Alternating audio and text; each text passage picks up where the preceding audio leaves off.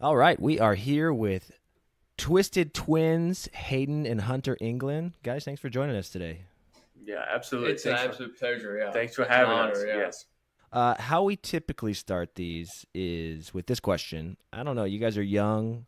I don't know your job history, but we'll ask it. What would you say is the worst job you've ever had? So I would say we've actually. It's kind of funny that you asked that. We actually never have worked like Really? a WT2 job. I'd say the worst job that we do though. We did a lot when we were in high school and stuff. We did a lot of farmhand work, and that's loading straw bales, picking up alfalfa bales in the hayfield. It's 115 degrees, or at least it feels like it. Really mean humidity in the southern Illinois heat, and that's cash work. We're getting paid 10, $12 an hour, and just you're in the hayloft, your nose is completely filled with alfalfa and dust and all kinds of stuff. Steve, these are my people. So my first job was also being a farmhand, also in Southern Illinois. So Yeah. 14, putting in fence posts, doing all that different kind of stuff. And I don't want to speak for you guys, but I can tell you that one of the experiences or one of the lessons I learned out of that is that I don't want to do that my whole life. Exactly. It sure does teach you that you're like, man, I've Yeah, got to figure out some other way to I make a got to living. get my life together so I don't do this. Exactly. no, it's Which I shout think out to the farmers out there. For real. exactly no, For they're real. built different, and it goes like that's the thing. I mean, those people for real like built different. The people who dig ditches and work on the interstate. It's hot pavement. Those conditions are definitely um, can be pretty tough. So that's yeah for sure. Props to those guys. Yeah. So we've ruled those out as potential careers, but we want to actually we've had you guys on today because we want to talk about your current business endeavor, Twisted Twins. Yeah, We'd so love to.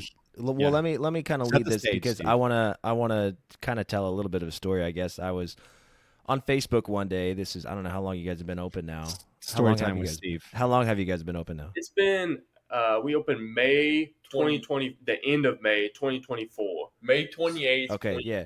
2024. So it's Okay, been so All year and a right. half. year and a half. Yeah. Yeah, so I was I guess it was early summer then last year that I was on Facebook and one of my Facebook friends uh like posted something like new burger place, best burger place in town. And I was like I think she had like a listing or whatever, showed the picture Twisted Twins, and I was like, "Oh, I've never heard of this place." I didn't, I thought it was some chain maybe that came to town, I don't know. And I come to visit my parents that summer, bring my family down, and they're like, "We're going to Twisted Twins for dinner." And I was like, "What is this place? What is?" Everybody's raving about this new burger joint. They say it's the best burger in town. And I went, and I was like, "It's up there. It's pretty." For me, I'm in Chicagoland now, so I get a good burger every now and then. And I was like, "Man, quality stuff." And it was just, I came to find out it was just two young twins, you know, in rural Illinois that said, "We're going to start a burger joint." So, all that said, how did two young brothers in Southern Illinois, middle of nowhere, start a burger joint and make it successful? But we'll start with just like, how did you do it? How did you get the thing off the ground to begin with? So we'll go back a little bit farther than just Twisted Twins. I would say just so we're clear. We before Twisted Twins, out of high school, we graduated high school, Woodlawn High School, in 2021, and we went to 2 years at Win Lake College while we were running our first business. So while we were in high school, we started a brand called Hard Headed, and it was it was a gym, like a motto, like the things we covered was like a gym, mind, body. So it's like kind of a one stop shop. We were in the process of trying to make it a one stop shop, a website that they could come to find like a blog about nutrition, clothing, video. We had an app we actually developed, and we trained people through the app, and we did that for 3.5 years, from 2020, the end of 2020 till 2020, the very start, I guess, of 2024 even. And that was the groundwork. That was the backwork. That was the hard, the kind of the leg push. of getting through that. It was, as I'm sure everybody knows, the online space is very, I don't know if saturated is a word, but it's kind of hard to find your niche. We did, our main thing was like clothing. I Very would competitive. Clothing, Yeah. clothing and clothing and like a workout app. And a workout app came probably 2 years after the fact that we Right. started with just clothing, and we actually jump started it through. There's a program in Jefferson County, which is the county that we're from. That's called the CEO program, creating entrepreneurial opportunities, and it's like a small program that's like correlated with Green Lake a little bit. I think it was at the time at least, and we did that. And at the end of the year, your thing is you had to set up a business and do like a trade show. Kind of, you have to be ready. You have to have a product to sell at this trade show. A lot of the people and stuff, they'll looking for arts and crafts, so they do candles or something like that they can kind of set up and sell out and kind of be done with it. We saw it as like an opportunity. Like, we had the connections. They also hook you up with some mentors and different things like that. Like, we go around and tour different businesses and stuff. It's an awesome program, but it's kind of what you make out of it, So a lot of people do it and they don't take it that serious. It's like, oh, I don't have to be in school, so I can just go do this program and kind of mess around. But our big vision was to jumpstart that business through there, and then we learned very fast. We were trying to find our niche and everything, and then finally come jumping forward to about 2023. We were kind of just starting to scratch the surface of finding our niche. We started running some ads, some paid advertising, some different things like that. We had a fitness app going, and of course, we never took a penny out of this business. It was all what we made off of it. It was profitable. The first couple of years, it wasn't profitable. Third year, we were starting to get profitable, and we pour it all back in. So me and Hunter never took a dime personally out of it until we kind of moved on to Twisted Twins, and we needed that startup money for another endeavor. But jump forward to 2023, we basically turned it into like a faith-based streetwear, fitness wear kind of. So our last drop was like more centered to the most important thing to us, which was, God. So we had some things, like we did some merch that had that type of inspiration on it and different things like that. Some graphic T-shirts and stuff. And we found a supplier overseas in Portugal and then also in China. And we're starting to kind of get going with it, getting the ball rolling. And that was 3.5 years in. That's I think the main thing a lot of people kind of struggle with is they think 6 months, you can start a new business. And that's what we thought at the beginning. At 3.5 years in, we were just now starting to learn the basics, the business basics of what it was taking. And we quickly learned that we were learning more from the business than we were from going to college. Twisted Twins basically came after the fact of that. So that knowledge that that fortitude, that, the consistency, we woke up and we did that every day on top of school and stuff. We worked long hours, trying to push this online brand from a small rural, the community around here is, Mount Vernon is 20 miles down the road is 20,000 people, 15,000 people. And where we're from, Woodlawn, it's actually considered a village. So we were trying to reach people that were not in this area. We were, that's what we're kind of struggling with, is finding our audience online. And we quickly kind of realized it was absolutely, sorry to interrupt, but it was absolutely the ignorance is bliss type of thing. Like, we were always small town guys, but had huge dreams of, like, we really had no backup plan. We're like, we're going to figure out how to, make this platform work. We were, during that phase of our life too, we were in the pursuit of really pursuing like self-development, business. Right. So it all kind of correlates in our eyes, fitness, the gym, the mind, the body, what you feed the body, what you feed the brain, is what you get in return. So we were doing things like 75 Hard, Andy Frisella's 75 Hard. We were spending a lot of time trying to build that foundation pretty much. And then what we were trying to do is basically make that foundation available for other people as well, kind of document the journey of what we were doing.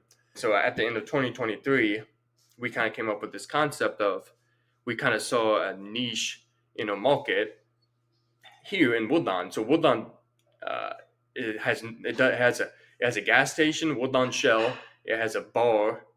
It has 4 baseball field or 3 baseball, I guess 4 baseball fields, and a couple churches, a bank, and 2 schools. So like there's not really anything here, and our family kind of had always wanted, like our parents and grandparents and stuff had always wanted to do, like an ice cream stand or something like that. They always thought that Woodlawn needed something like that, and some of our best memories growing up was, I don't know if you guys are familiar with the area or not familiar enough.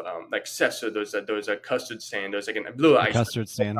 Yeah. ice cream shop. There's some of our best memories. We'd win the baseball game in Little League.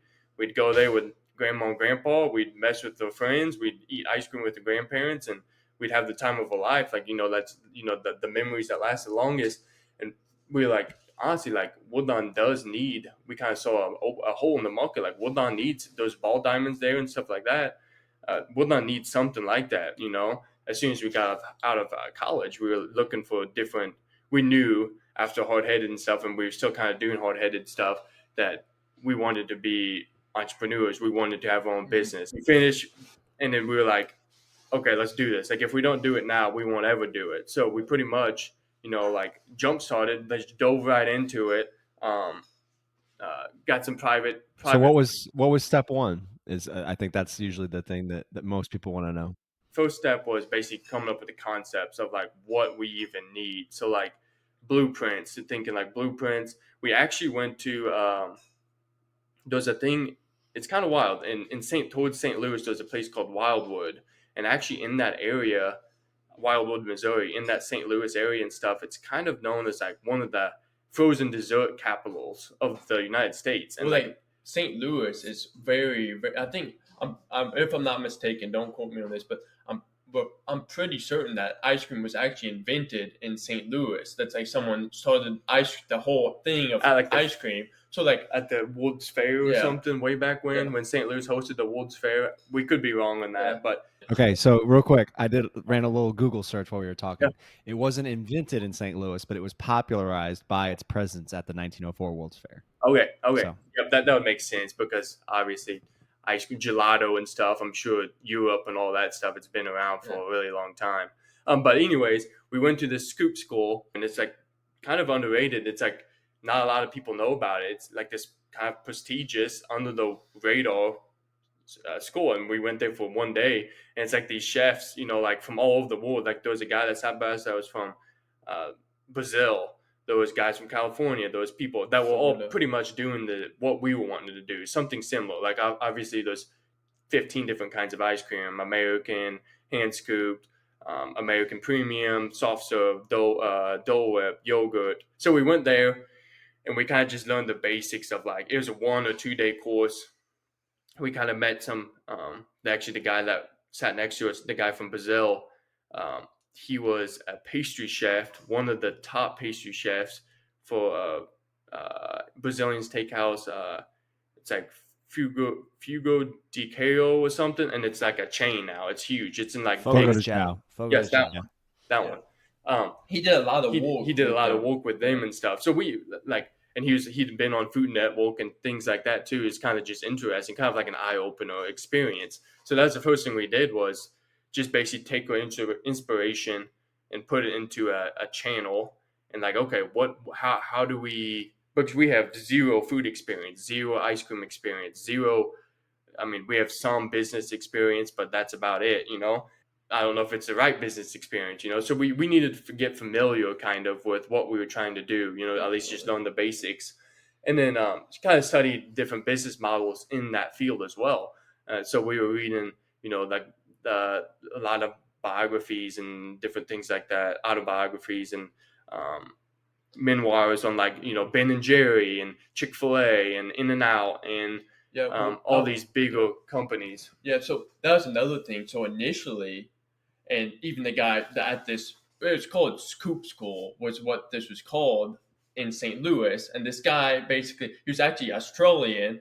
He had moved to St. Louis, and he had started this. He had run several ice cream places and stuff like that back home and in St. Louis. And he basically would just introduce you to the world of frozen desserts. One of the things we weren't certain about at first was if we were just only going to focus on ice cream and only make it a frozen dessert place, or add food as well and offer like make it a restaurant essentially. The guy who taught, ran the scoop school, he actually really encouraged people not to do food because there's a whole nother venture. It's like a whole nother beast. And so we're like, we were kind of fighting, and we're like, well, we really would like to have food, I think, because Woodland doesn't have any places to eat at, like any restaurants. So we're like, let's do food. And once we decided that we were going to do food, that was like a whole, like it's a whole nother animal, honestly. Like, like in the construction of a facility, it takes a lot, And so a lot of that's, money. yeah, and a lot of money. So that's one thing we finally like, yeah, let's have food. So and that's actually a good thing we did do food, because our business is actually probably like 50-50. We sell as much food as we do, and we're actually kind of known now for like our burgers. I guess like what Twisted Twins is known mainly now is our smash burgers, one, and ice cream. So once we channeled the focus, I'd say the next step was we had to figure out how we were going to get this facility built, how we were going to fund a location, Yeah. how we were going to fund it. So we were meeting with the city, the village, I guess is what the village board a lot, trying to get a lease worked out. We finally got a lease worked out. Could we buy the property? How much was it going if we were going to buy the property? How much was it going to be if we leased the property? And we eventually got something signed off. Well, we have it's a 99-year lease. And since we are bringing the village tax money, we got a pretty good deal. Then it goes into all these things of, do we have indoor seating? Do we have a drive-through? Do we have walk-up windows? What's it like? And all this. So again, we just did a lot of research and, kind of the YouTube method, like YouTube, just look for answers. Like everything's available at our fingertips. So we realized that from our first business, so we started just seeking answers when it came to issues like that, and we'd solve the problem and move on to the next one. And I know some people would probably be interested to hear what kind of problems did you stumble across and reason your way through, whether it be between the two of you or utilizing YouTube as a resource. So luckily enough, I think a lot of it too might have to do with maybe our youth and stuff as well. But there's so many people, like God had blessed us. There's so many connections and people who wanted to help. Older people who had, like, we had a contractor guy that basically was a construction guy. I mean, he could do plumbing, he could do heating, he could do cooling, he could do like concrete, asphalt work, like he could do the framing, you name it, he can do it. So it's from people like that that we were able to solve these problems. Like it wasn't just us, solving these issues. We had so much help. My father was a big support. When it came to the business side of things, he has his own business. We had a lot of mentors. We had a lot of people wanting to help. We had a lot of people in the community too. When we pitched the idea, the community like full-fledged, backed us and stuff for the most part. Of course, there's, the few that's like, oh, Woodland's too small. Like, you guys won't make it. Yeah. Quit wasting your time. Like, you guys can't have a restaurant. Like, that's too much to spend to get a restaurant in Woodland. Because there had been restaurants in Woodland that have failed. But some problems early on, definitely, like, construction problems, you name it, we've had it. Like, I personally, who have zero,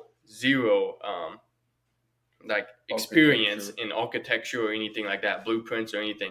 I drew the blueprint on a notebook piece of paper and we kind of sketched up, and we built the building off of that in my research with our contractor guy. Me and Hunter were very much involved in the construction even of that. Like, really, realistically, me, my Hunter, and this contractor guy who's 75 years old, who you can't do much work, but he has the brains.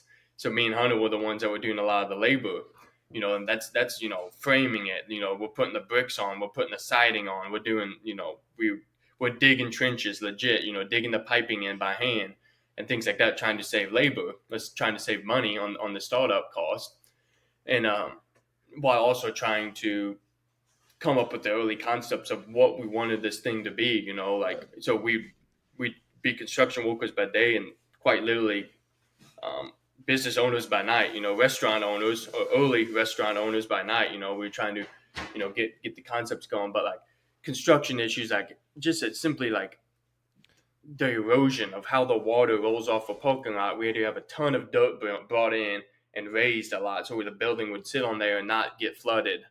Um, and then issues like in the business, like we've had employee issues, obviously, being able to, we've never managed people. So we were, solving issues on how we can be better leaders. And first off, the way we ran it too, which is kind of, I guess, how we had to run it was, and we still are very much so, the business relied on us. Like me and my brother, like for the first 3 months, I was on that grill cooking smash burgers from open to close, saving labor, trying to figure it out. Like I didn't know how to cook a smash burger, so I had to figure it out, before I taught other people how to cook and stuff like that. And luckily, again, we had another connection too that had been in the restaurant industry. He's never owned a restaurant, but he had worked and ran and operated multiple restaurants. He's from Breeze in Illinois, and he had a lot of experience, even kind of in the field that we were in. So he came over for like a week and kind of like was just in there as kind of like an operator, like a temporary operator, like kind of just overseeing what was going on. Like, hey, have you guys thought about this? Maybe you should try this. Like, I think this is off, which is like huge. And you were like, no. Yeah. No, yeah. hadn't thought of that. But one thing I want to point out is that it sounds like, and we hear this a lot on our show, is that there's kind of two through threads here from what you're saying. Is number one, you didn't know everything, and that's okay, because there are people out there that know, maybe not everything, but they know this part, and there's this guy that knows this part, and there's this other guy that knows this other guy that knows this part.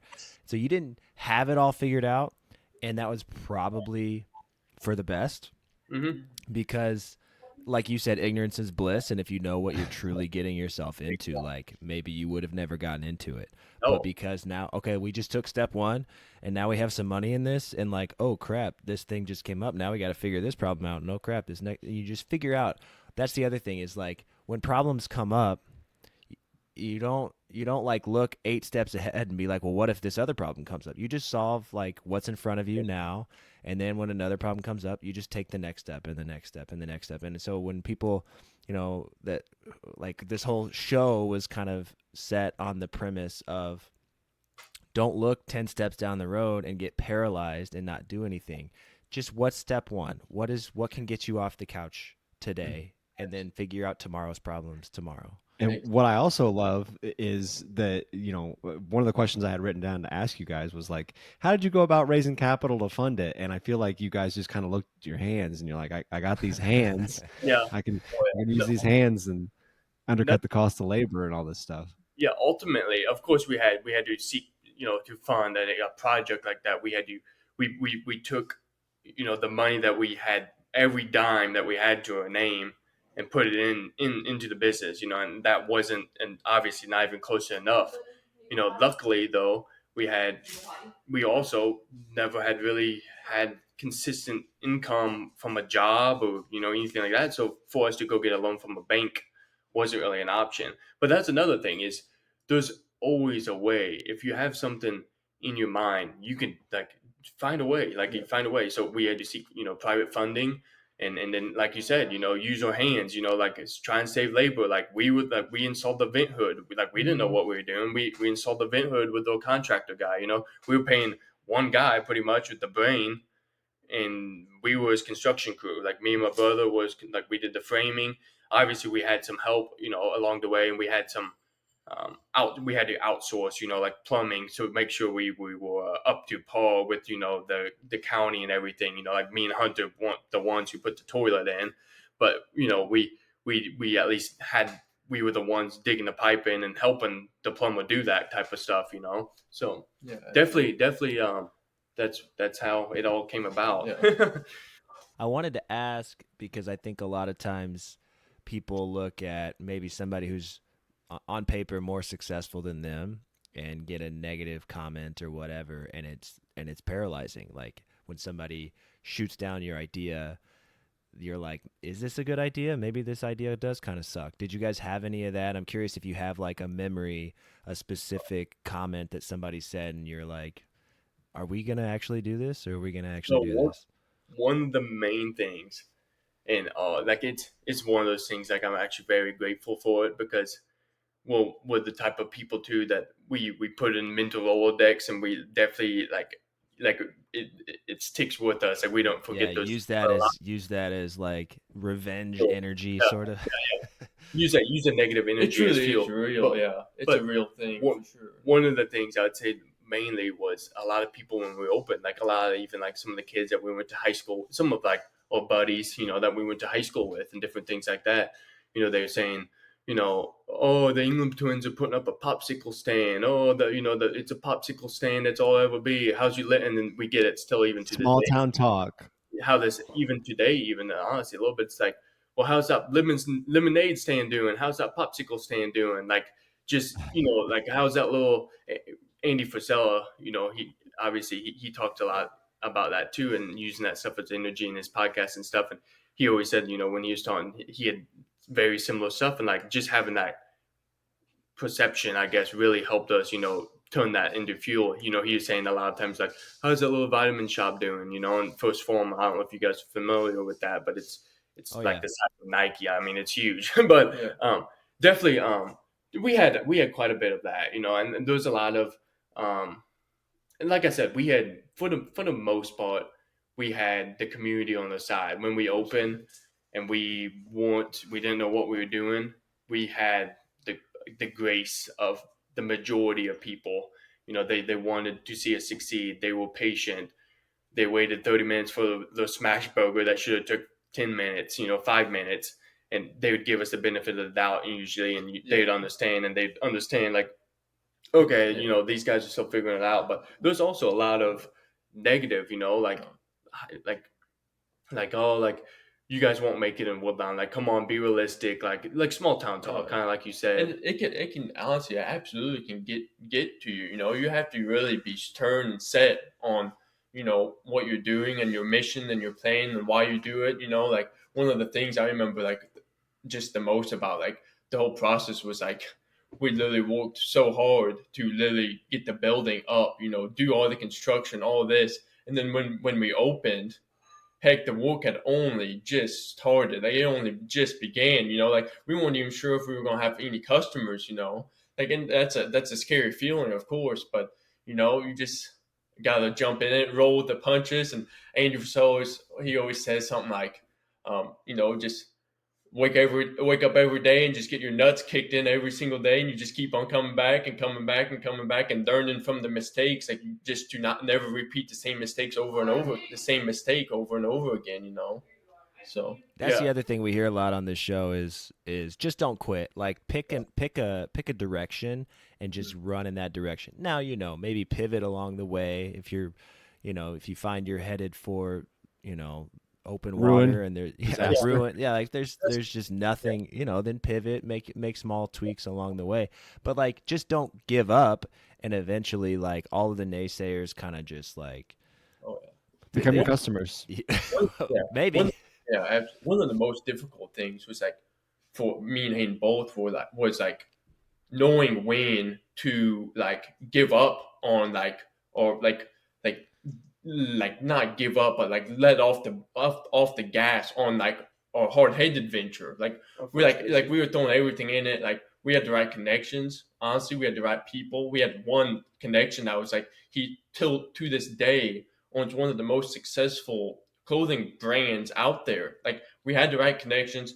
Our focus was fully in. We to be real, we were raised, like we never drank, we never partied. We really even in like high school, like we weren't chasing, ladies or anything like that. Like we were focusing on bringing this to life. And like one of the lessons we learned was like one of the most difficult, but we're so grateful that we learned at a young age was like you're not entitled to a single thing. Like just because we had this connection, just because we're working our butts off, doesn't mean that something magical is going to land in your lap. Some like, success is going to come upon you. Like there's no success fairy. Like it's no one's coming to save you. You always hear that, but like, and it really is. Like you just, I don't know.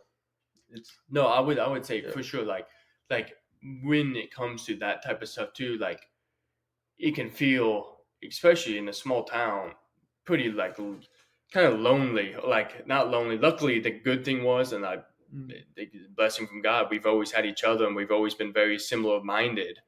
So when everybody around us was saying, "Oh, like come on, like quit messing around," and then when we'd had that business and it was eventually profitable, and we, like I said, we were getting it scaled up, and we used that money that we made off of Hardheaded to pour into the next venture. Um, so without that first business, we couldn't have done a second business. But even doing that first one, it was like, come on, guys, like get a real job. Like you guys would quit selling gym straps on online on TikTok, and quit selling these T-shirts. Like everybody has a T-shirt brand. Like come on, move on, quit wasting your time. And we even got that from some family members and stuff. And when you hear that stuff, it can be very demoralizing. It can feel really like lonely. But for the most part, like that's the thing too. Like Hunter said, you have to. It's not nothing. You can. That's what we learned in the first business. It doesn't. You can work as hard as you want. It does. You can work as many hours as you want. It doesn't necessarily pay you. So you have to be. That's when we start figuring out how to kind of be more effective. Like we gotta be more effective. We can't just be burning all this time doing X, Y, and Z. And that's even to this day. It's a learning process. But even to this day, like is my time better spent cooking burgers on that grill, flipping burgers, or is my time better spent looking at the second location, shopping for another location, building a website, It's the doing things like that move the business, that pivot the business forward, and that's one of that the allow you to be CEO and not necessarily a grill but master. that's the whole Right. line too. Is once you have to be both. You can't be too good to work on the grill. I mean, come on, For like it's your sure. business. Like you gotta do, like you gotta be in there. You gotta work. And yeah, when your employees see that, that's kind of honestly the transition that we're kind of in right now at this moment after 1.5 years of being open. We're just now starting to kind of transition from manager shift leads, like operators in the business. We still all those things like every day. Me or Hunter's up there every single day usually. We actually just recently took the very first trip. We took a 4 or 5 day trip with me and Hunter and my girlfriend. We went to Colorado to the mountains, and that was the first trip that both me and Hunter were able to leave for 5 days and not have to worry about it. And things kind of got And messy. the You build the business survived. business relying on you. So like it's something as simple as the bun toaster that toasters a bun goes down. We're in Colorado. We're getting phone calls. Hey, the bun toaster's down. What do you do? Like that's a super simple problem, but without the bun toaster, you don't have any hamburger buns. Unless you grill them on the griddle. And if you grill them on the griddle, then you don't have room for your meat to cook the burgers. So because we're limited to space. So definitely, definitely like we're still in the process of getting all those things kind of, and now we have 3 or 4 shift leads. We have 30 part-time employees. A lot of employees are high school, college students, and for the most part, they're great. But they're still high school, college students. They're in sports. They're playing volleyball. They're playing basketball. They have baseball practice until 5:30. Can they come in an hour late? Yes or no? I played sports too. It's hard. I don't know. I guess so. But then who's going to cover that 1 hour? While they're at basketball practice, they come in late for the shift. Is it us? And that's the transition that we're at right now is for sure like becoming less of an operator, and we're getting there. It's just we're getting shift leads lined up, and we're kind of building that umbrella underneath us. But that's something that's a foreign concept. Like naturally we're wired as we got to get our hands dirty and we got to do the work. and pick up the slack and, where and others pick up lack. pick up the slack where there is slack. And then when you do that, obviously your business is reliant on your dirty hands. So if your dirty hands aren't in there doing stuff, bun toaster's down. What do we do? This is down. What do we do? Like what's happening?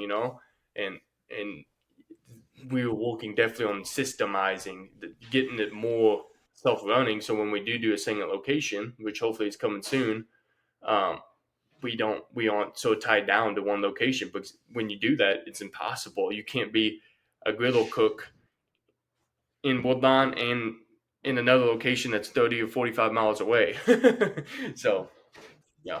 Yeah, I mean, I'm no business consultant, but I would say that maybe your next step is to have a backup bun toaster so that you guys can go on vacation for sure. But then if it's not the toaster, it's the grill, Some, it's the, yeah. it's the ice cream Anything. mixer, there's always something. I am Oh, interested though. You guys are talking about, you would officially be a franchise with the opening of an additional location. So, I mean, obviously we're touching on the successes that you've had to that point, and I want to talk a little bit more about that. But real quick, since you brought up the idea of essentially franchising, you know, what's that experience like as you guys are looking into it? Like, what are you looking into? What are you running into? What do you aspire for going forward?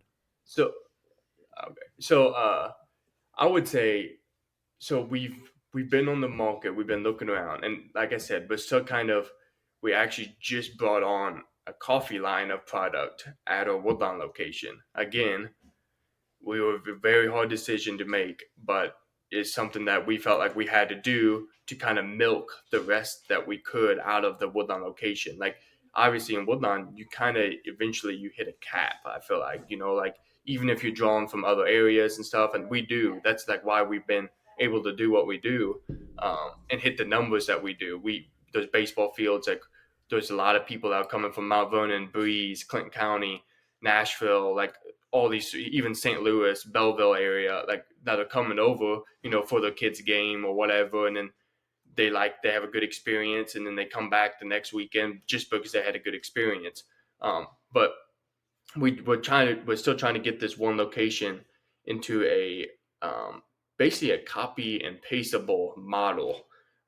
That's self running. That's a model that's good to go. We don't want to copy and paste something that's not good to go, because then you have, instead of one mess, you have two messes. And then if you do another location, then you have three messes. And if you have, it continues on. So we're trying to basically clean this one up, get the systems down, and make that a priority, so that it can be self sufficient pretty much. And that's something that we can copy and paste to another demographic that's similar to ours. So that's kind of been a bit of a challenge too. Is we've been looking for that demographic, that location, that look the geographical location and everything, like where we've kind of found ourselves to be successful is around, it's a family friendly atmosphere, a lot of kids, a lot of, I mean, we appeal to everybody, farmers, and we appeal to attorneys. Like it's a burger place, like everybody can come, so you don't necessarily have a demographic. But one thing that we've been successful because of is baseball and sports and different things like that in our area. So we're kind of looking for, that's something that we're kind of looking for, is a location or something like that that's kind of similar to what we have, that small town feel taken to a little bit of a bigger city. We've been offered some spots and different things like that, and we've been looking for that, ultimately that type of spot, that we're looking for.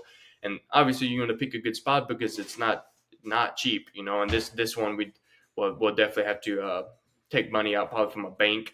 I would say, use what we have, but obviously we ain't gonna be able to fund it out of pocket. We ain't rolling that much. Yeah. But and that's the thing too. People misinterpret to the top. So in the food business, it can be kind of difficult sometimes to, your top line looks so beefy. Your top line, you got good traffic. Your top line looks good. Okay. Then you got labor. Then you got food costs. Then you got all these things coming out of that cost. So like your top line looks good. Then you have your labor, which is like a basic expense, obviously, because you have to have workers to work.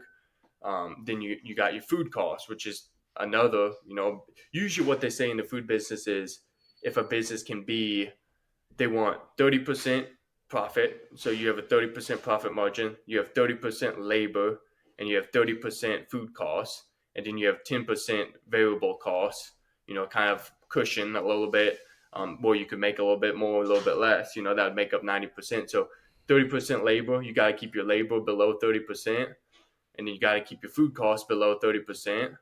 And you do that by shopping around, making sure you have a good supplier, making sure that they're taking care of you, making sure that your rates that you're paying for the cost of goods, isn't going up behind your back and different things like that. And luckily, fortunately, we've been blessed, with some good people to work with. But um, that's something that can be challenging. Is if you have a top line of a million, 30% a million that's give or take your profit, and that's your gross. That's before you take out all these little Mm-hmm. other expenses. That's before you pay yourself. That's before you do all this, all the pay rent, all that stuff. So that's something that the next location that we do, we're looking for probably a place to lease, I would say, rather than own. Like, or we lease the ground, but the building and the business Mm-hmm. inside the building is ours. It's our families.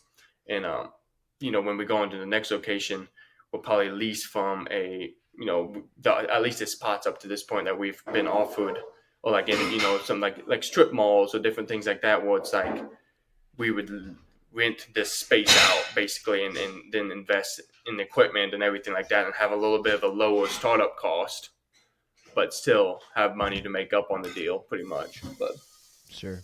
I'm curious, quick, if the elements ever come into play, because you guys are sort of like an outdoor walk up, like old school rest. Or what do you call those? Like the old school walk ups. Do you guys ever like show up to work and like the places? I don't know, wildlife. Like you got acorns everywhere. You no, got trash dumped out by raccoons or whatever. You have any of that? actually, yes, yeah. So, and that's the thing for sure. Like with a location, for sure, you can have some really good business days, and you can have some really bad business days, and that's just kind of part of like the beast. And like that's like what we realized last winter. We try to stay open year round, and we don't have indoor seating, so obviously we don't gonna have outdoor.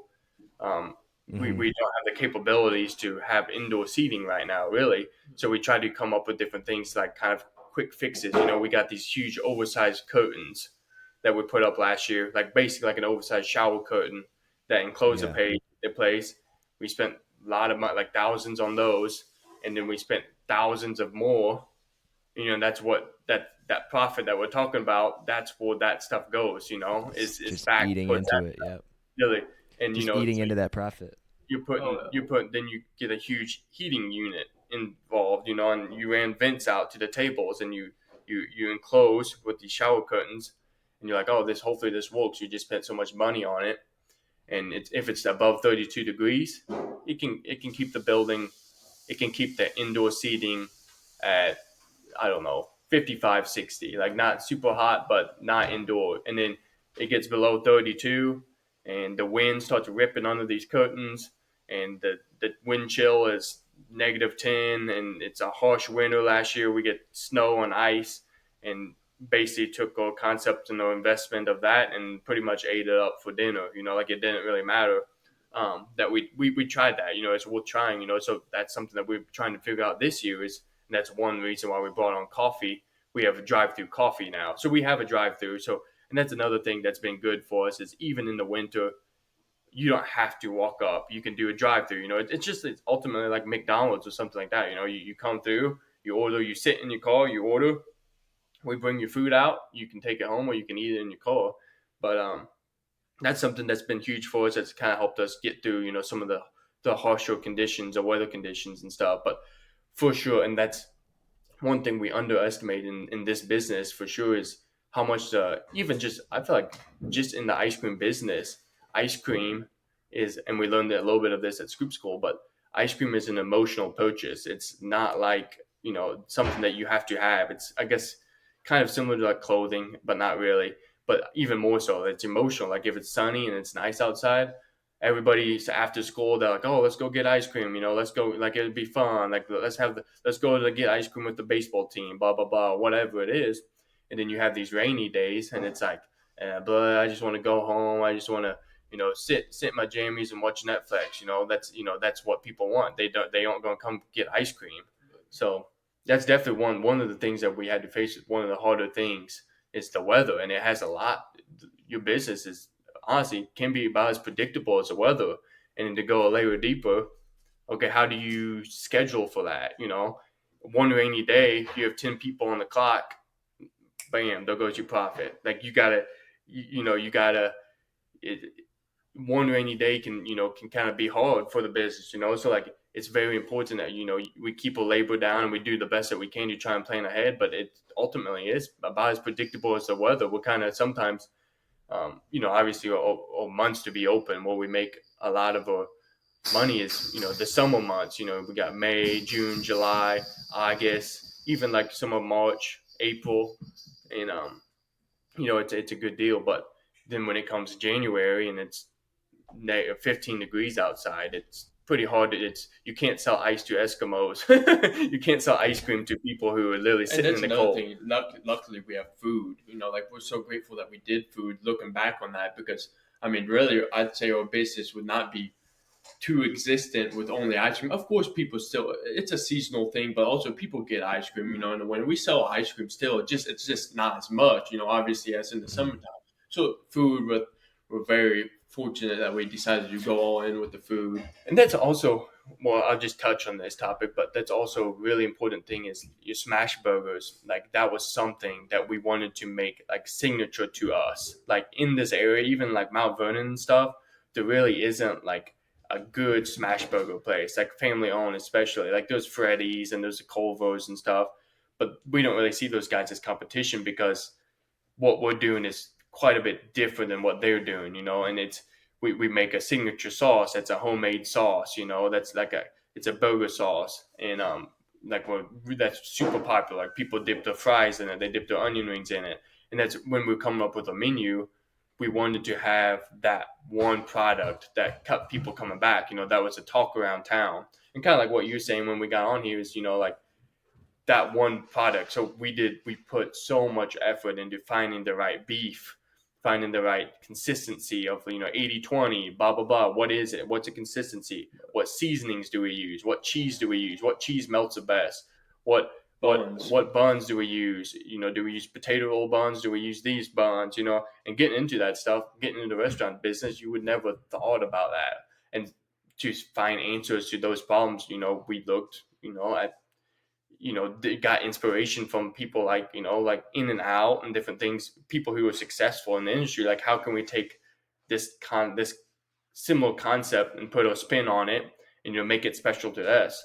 And that's another thing that marketing and stuff, like it's more, it's a little edgy, it's a little more like we put a spin on it. It's fun. Like life's not meant to be so serious. Like I was saying is don't get it twisted. If it's good, if it's, what is it? It's so much. Don't get twisted. If it makes it, don't get twisted. If it makes you happy, then it's good for you. That's a kind of a saying that we go by, and we market based off of it's edgy, almost kind of taboo. It's fun. It's not so serious. Like in a just say like social media post. Maybe it's something fun that that's a little out there. Maybe it kind of catches people off guard. Kind of gets some people's attention. And that's one thing that we really struggled with Hard Headed was finding our niche or clothing was like trying to find that niche and figure out how to separate ourselves and tap into the niche that we wanted to be in. And when we decided, we were like, we'll just take what we learned, which we've learned so much. We didn't make any money from that much money from really any money from Hard Headed, but what the lessons we learned were truly, you couldn't put a price tag on them, because we just said that what we learned doing Hard Headed, we just rolled right into Twisted Twins, and we couldn't separate ourselves that well with clothing. So like in the restaurant business, how could we what restaurant businesses around here, they aren't marketing in a twisted way, or they're just they have good food, they have good, they offer a good product, which we also focus on as well. Like you can't just market a bad product and be different than that, but like you have to have a especially focus on having an amazing product, like an undeniable product, and then just find out a way to push it, making it yours. Like we just marketed of who we are as people. Yeah. I mean, we're just fun, like laid back easygoing guys. I don't know. Going back to the product too is we have never frozen beef, locally sourced. Like our ice cream is locally sourced prairie, like Prairie Farms mix. It's local dairy. In the area we get they get it locally sourced dairy. We do or vegetables and stuff that we use, lettuce, tomato, and all that stuff. Onions, it's locally sourced. We get it from here. A person fresh probably every couple days from a wholesaler here in town, and different things like that just you can put a little more detail on those things. And being a small business, you actually have a competitive edge against some of these big time Freddy's and stuff, because you can pivot and adapt so fast. Like you can, if you want to run a brisket, a barbecue special, who's going to stop you from doing a barbecue special? No one. So like, let's get the show on the road and do it, try it out, see how it works, Yeah. So There is no corporate. We are corporate. and that's Brisket, actually, brisket how, sandwich coming to you. yeah, that's kind of how we built, honestly. Like the whole brand message is like keeping it interesting, kind of keeping people off balance, like keeping it fun, keeping it new, edgy and new. Yeah, and like like it even comes down to like ice cream products and stuff. And we had a Halloween event. We did a family movie night. Showed Hotel Transylvania. We did and when we did that, we had ice cream specials and stuff like that. We come up with these holiday concoctions, and they get a little. We had a Cookie Monster one, we had a Dracula one, we had a um, Green Goblin one last year. Like all these different little things that just sets us apart. That goes along with our branding, and like even our ice cream flavors and stuff. Like we don't just sell chocolate and vanilla soft serve. We have salted caramel. We have a chocolate hazelnut right now. We have a pina colada. We have blue raspberry. We have we're talking soft serve product. We have pumpkin spice. We have And lavender are you lemon guys the butter. ones just like inventing these flavors and then like So figuring it out, that's or do you guys have like a no, that's a great YouTube question. or something? Yeah, that's a great question. So that's another thing we learned was like like we're like, well, we need like a variety of flavors. Like we have these machines, we can't just put vanilla and chocolate in every single one. So we're like, we need to like luckily, or actually, one of the food suppliers had a few like different flavors, and then honestly, once you look into that, it's a whole new realm, or like it's a whole new world. Like there's companies out there that only specialize in soft serve ice cream flavors that are online, and like just distributors of all these flavors of ice cream and stuff. And then it's really you mix them differently and stuff like that. Like you put your own spin on them and stuff like Put that. your But own like, little touch in there. yeah, like most of them are like base vanilla, but like or vanilla mint, like just how it comes, and then you add your flavoring to it to make it different. You even like one of the things we learned in Scoop School was like you can actually like a lot of places like ours, they add their own what am I going for here? Like vanilla extract, like pure vanilla extract to the vanilla mix that like comes in the bag. Okay, it comes from Prairie Farms, which is locally sourced, but you can add this vanilla extract from Madagascar, and it kind of it kind of Unique blend. makes the yeah, or a different blend, kind of makes it shifts the vanilla flavor to fit you. Mhm. It makes you stand up out. It doesn't just taste like normal vanilla ice cream, kind of. But When a lot Yeah. of the ice creams and stuff, like we've done a little bit of both. So like a lavender lemon butter cookie, you can get a base, and then it's what you add to that base, because the base is good, but then it's like, how can we make it a little bit better? How can we? And we even done, we do like last year. One of the things we did on National Ice Cream Day, which is sometime in the summer, we did these ice cream flights, and it's super fun. So we did like a fiery blossom. We did lavender lemon butter cookie, and then a hot honey ice cream, and you can get it twisted. We called it fiery blossom. Then there's a maple bourbon one and a I think salted caramel or yeah, something like that, and we called that breakfast ice cream or something like that. And then we had another one, like it continues on, but just finding unique ways and combinations and stuff. And there's been ones where like we do like a Kona Dream, which is like a Hawaiian base. It's kind of like a coconut nutty vanilla, and like that's something you can't buy. So you have to figure out how to do that, and you do that by like kind of getting your chemistry You just kind of figure it out. It's one of those things too. You just figure it out as you go and yeah. tweak it here and there. You're alchemists, is what I was going to say. That's probably one of the more fun parts of the business is getting to experiment. But I want to, I'd love to keep this conversation going. For the sake of time, I want to dive into, we got one more segment, but before we get there, I'm taking my own special liberties here and adding a segment since we have our first set of twins on the show. Look out. I didn't run this segment by Kyle, but we'll see how it goes. It's called That's the twin. my favorite. It's called I'm calling it the twin sync test. You guys are a little bit young. I don't know if in sync. Did you come up with that? You had to. Anyway, go ahead. The twin sync test. So I've got a couple of questions here for you. I want to know who is more likely. Who's the more likely twin in each of these scenarios? So number one. Who is more likely, Hayden or Hunter, to eat a gallon of ice cream in the name of taste testing a new flavor? Oh, I'd say definitely me. I'm definitely I'm a stickler. It's not there yet. Like we don't say you're mixing the orange. And it's juice. actually there. I was gonna say, so you eat a whole gallon? It's just not there yet. It's just not there. Just keep it coming. Yeah. All right. So Hunter's the gallon of ice cream eater. All right, number two. Who's more likely to eat all of the food waste because it's going to be thrown away anyway?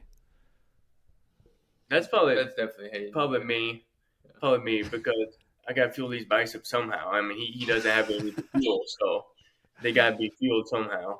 So I'd say me.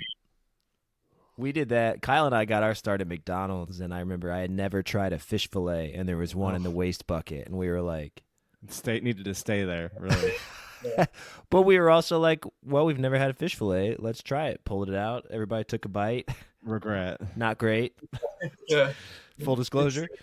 All right. No, don't put that on the menu in case you were thinking about it. Yeah, for sure. You know, a lot of the seniors, they're into their fish fillet sandwiches. So don't count it out. West on, I guess it's like, especially like in Clinton County area, it's Lint is a huge deal. So there's a lot of like farmers and stuff. Even they're like, why don't you guys have a fish sandwich? And we're like, never really thought of that. I Honestly, don't want to stink up the kitchen. Yeah. All right, let's move on. Number three. Who's more likely to cry during a Pixar film? I would say. Who's gonna own it? I would say That's a tough throw up. Pixar film. I'd say probably me. Probably me. I'll take that. I would have said maybe me. I don't know. That's a tough one because both two movie criers. Yeah. Sensitive. We're both emotionally Both charged individuals. All right, I like it. All right, last question here, and then we'll get to our last segment, and that is who is more likely to start watching a show at 11 p.m. and accidentally binge the whole thing? Oh. Me, I'd say for sure. I'm a type of guy I started I'll stay up all night messing with it. Gotta finish it. Oh yeah, for sure. Yeah, I would agree with that. Honestly, I would say I'm definitely more of I'm definitely more less perfectionist. I'm less analytical and stuff too. It's not that I don't care as much. I'm just more, I'd say, even risky and I'll roll the punches. We gotta go, we gotta move. We just gotta fight through it. And that's actually how we've always used each other. Even honestly, is I've been more of I guess I've taken on a little bit more of a head roll kind of I do a lot of the operations. I do logistical stuff. I do a lot of things like that. And then Hunter comes, and we both are creative minds, but Hunter comes in with a lot of the creatives, the branding and the things like that. That's and I'm more I guess the back end guy. He's more the front end guy, but for sure. Yeah, I think that's me and Kyle too. I'm more of let's just do it, and if it sucks, then we'll pivot. And Kyle's like, well, let's analyze every detail. Yeah. Can we put any kind of thought into it before we do it? What can we do?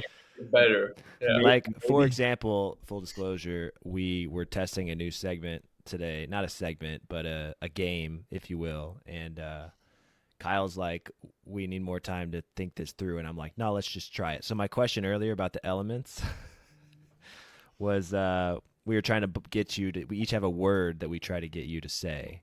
Oh. And my word today was squirrel. So I was trying to get you to say the word squirrel, and I failed. That's pretty cool. Kyle's word was mermaid, and I don't think he even tried. How? Like, Yeah, how? Yeah. You guys have any Spoilers even. mermaids in Woodlawn? Yeah, Spoilers, we could have honestly. maybe. Oh, you know that move for your next movie night. Maybe you could do a family movie like that one Under the Sea. What's that movie? Yeah. You know, there's ways. Come on, Kyle. There's ways. Yeah. All right. With that said, let's enter our last segment, which is the listener question segment, and it's a quick one. And it's just about marketing when you start. So the question is essentially, how did you guys go about letting people know you exist when you first open your doors? That's a great question. So, to be honest, to this day, we haven't done much physical, like, I mean, in the aspect of like paid advertising yet. Even to this point, Like it's on really signs or anything like that that? signs or anything like that. One goal, you guys would like this. I'll mention this real quick. One goal of ours is actually we're close enough to the interstate that we actually can. We qualify for like it'd be called like a state like IDOT interstate sign that would have like food that I would say like food exit. Twisted Twins, and like we've also one of our goals. Actually, one of my goals this year was to see if we could pull some like a physical sign on the interstate because we're close enough to an Yeah, interstate. And you I think guys are right off of I-64. That would be nice. if That'd we be could good. really get, if we could get some sort of billboard on off the interstate, I think it would very much like I think we'd be surprised honestly. But to be real, back to your question, I just want to throw that out there. But and we're working on it. Like they actually one of the holdups on it. We don't have it yet. One of the holdups on it was they just like completely redid like the whole interstate off of Woodlawn. Like it's a Right, wreck. I know that. It's a mess over there. Oh yeah, like a huge mess. But they basically said once the construction's done, then they will get that. Like it'd be the perfect time, like to Yeah. do that. But so the plane's working Chipping on that, away. yeah, chipping away on that. But back to your question was, um, honestly, what we've always done, to be honest, is just uh really pushed through like social media. Honestly, like it sounds crazy, but like with like our clothing brand before, that's really the only way we'd market was like through Facebook, through Instagram, push our products, tell a story, just try and get people to buy into what we stood for and our mission. And that's one thing that we are still constantly refining is honestly just organic ways to push or products and stuff like that. And that's something that we've heavily relied on is just social media, like just pushing those specials out on Facebook, pushing our what we're doing out on Instagram, on Facebook. And finding unique ways of doing it. Yeah. One thing that was one of our biggest marketing campaigns was we got this giant cow. And You know it's what? like I was just about to ask about the story of the cow, because didn't that used to be over at like Win Nelson's or Yeah. It's a yeah? plum. I was Yeah. gonna ask you to quickly tell us the story of the cow. Okay. Okay, I'll It's tell the story of Mulan. Mulan. Yeah. So this guy who owned the plumbing shop, he was a family friend of ours. Him and his wife were into antique shopping, and they were always on the market looking for old furniture and different things like that. They went to an Amish auction in Indiana, and He needed a trailer. and he needed a trailer to put his antique. He had bought a bunch of antiques that day, actually, I think, and he needed like a gooseneck trailer, in desperate need of a gooseneck trailer because he didn't really. He had one, but he needed more space or something, and he needed a gooseneck trailer. So he's in this auction, and they're like, the Amish people are like, here, you can have this trailer, my friend, right here. This one's a good one, but it has a 20-foot dairy cow on it. But you can get it taken off or whatever. It can be your issue. You can have it all for $300. Just take the trailer and the cow, $300. No one wants a stupid cow or the trailer. Nobody wants a 20-foot cow. just take it. And it was And rough. The market's very niche. And it was pretty bad looking too at the time. So he hooked it up on the trailer and pulled it all the way home. This was in like northern Indiana, I'm And pretty sure. he stuck like some furniture and stuff like up around the cow pretty much. And then he got home and realized that he spent $300 and that this cow couldn't be taken off of this trailer. Like it's bolted down without like a telecrane, like a telehandler or something like that. I mean, and so of course I'm sure that crossed his mind when he was there, but he's kind of like, oh, let's just get this trailer home.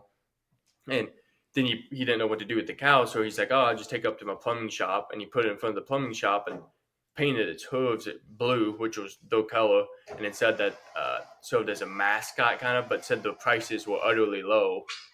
That's what he'd always tell people when they'd come in there. Of course, it's a business to business wholesale shop, so he wasn't doing much retail or anything, but he wanted just, I guess, attention getter kind of. Yeah. And decent thought of how to use the cow. And then it sat out there. It got really dingy. It was not, that plumbing shop isn't like the best part of town. Like it's got a hole in its head. It like just got really beat up. And then eventually a new owner took that place over. And he's like, the first thing he did was we got to get rid of this ugly cow. In front of a plumbing shop. In the front of the plumbing shop. So they just hooked it up to the trailer, aired up the tires, hauled it out back to the junkyard, and there she sat for like 10 years and basically just rotted away. It's fiberglass, but people throw bricks off of it and different things like that, and it kind of got dinged up and things like that. And then it sat there, and then when we decided to do this, we were like, that cow that used to sit out there. You know that cow? It's got a hole in its head. Bad. And so we went and got the cow and we pulled it up to Twisted Twins, and instantly we sanded it down. I mean, me and Hunter it was a project with the help of a lot of family members like mom, grandpa, a lot of friends from high school and different things like that. We sanded the whole thing with a hand sander and power washed it. I got all the old paint off of it. We knew a guy that did a bunch of body work on vehicles, like fiberglass patching and stuff. So we got him to patch the head with us, crawled up on top of it and patched the head. And then then we repainted it, got a decal put on it. We repainted it ourselves. And then we ordered the decal, put it on there. And it serves as a perfect billboard. And the very first marketing project that we did was let the community name the cow. So we ran that on Facebook, and we had like a big old QR code and stuff. So the community that the ice cream stand that was going to be in named the cow. So they came up, we did a contest. Whoever came up with the best name got free ice cream and got to name the cow. And there was, thousands, people not even from Woodlawn, thousands of people trying to name this stupid cow because there's really nothing like it in Southern Illinois. We've been very fortunate to have that cow. Yeah, for sure. The stupid cow. Yeah, and honestly, starting off, it was a big thing for us. Honestly, I don't know if like a lucky thing or what, but the cow. To the listener, buy a big cow. Yeah.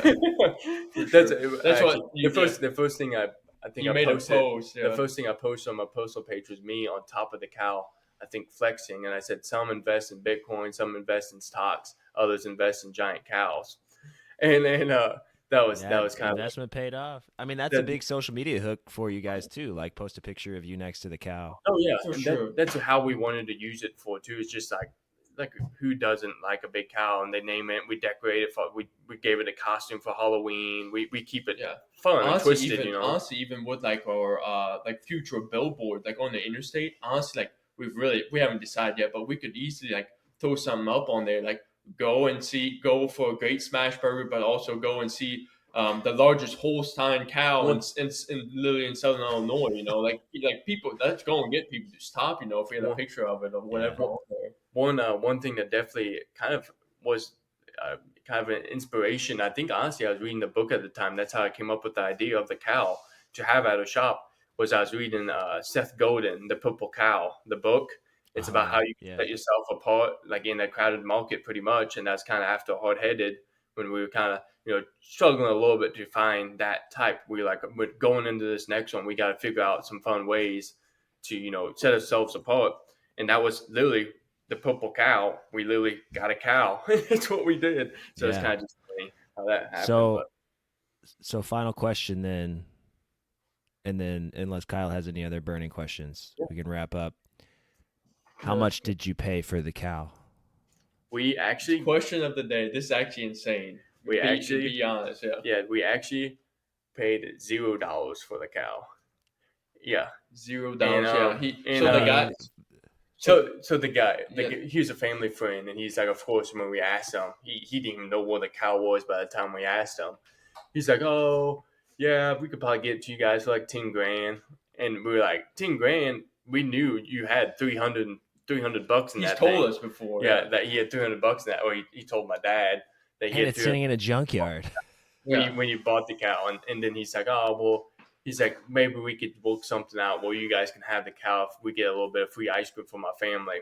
And we gave him a little bit of free ice cream, and he comes up there every once in a while. We'll give him a free vanilla ice cream cone or something like that. But it's more just like, it's not like a contract or anything. We got it for free, and he's just every once in a while he'll come up there and we'll be like, here you go, have a free vanilla ice cream cone. But yeah, we definitely got a steal on the cow. Yeah, just infinite returns at that point. Yeah. Infinite returns on your $0 investment. Well, Say guys, anything greater than 0. Weeks of guys, labor. thanks for joining us and chatting. I mean, I was curious myself of how this thing got off the ground and how it's become as successful as it is. So congrats on where your business stands today. I mean, it's no small feat that you guys have built this thing out to what it is. And so we just appreciate chatting with us and unpacking everything candid. for us. Yeah. And Well, next time I come in, I am going to ask for a free vanilla ice cream cone. I wouldn't do that. Charge him double. Charge him double for that. But Hunter and Hayden, thanks a lot, guys. We appreciate you guys having us on. This was the first ever podcast, I'm pretty sure, that we've done. So it was a great experience. Look forward to doing based more. on what you guys are doing, it won't be the last. Yeah. Thanks, man. We appreciate it. Thanks for reaching out and being consistent, making it happen for sure. We're blessed to be on here. You guys keep doing good work as well. It's inspiring. We've watched a lot of your podcasts actually recently, and I'm like, wow, it's cool. Like that's episode 80. Before you know it, it's like bam, you're on episode 80, and you kind of got something rolling for yourselves, and that's a huge deal. That's for sure a huge deal. We're doing this. Yeah, we're doing it all in spite of Steve's ideas. What do you mean in spite of? Get out of here. In spite of. All right, with that, you guys, let's doing good work.